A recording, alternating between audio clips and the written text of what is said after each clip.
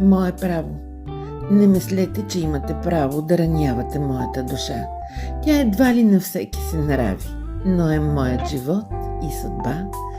Днес разказвам за мисли и чувства. Утре плача през сълзи и крещя.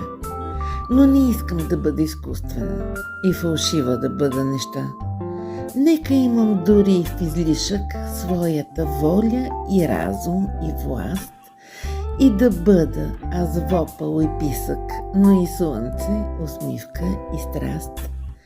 Не да бъда бездушна пионка, да треперя от чуждия ход. Не да гледам света през шпионка, искам своя свободен живот. Не оспорвайте моето право, своите мисли да казвам на глас. И през трувки простила изправям, а не скланям глава пред вас.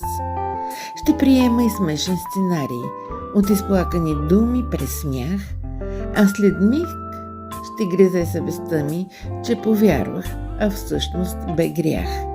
И през болката пак ще минавам, пак ще вярвам и пак ще тъжа. Пак ранена до смърт ще прощавам и поредната ваша лъжа. Ще обичам така, както мога, ще живея, но без правила.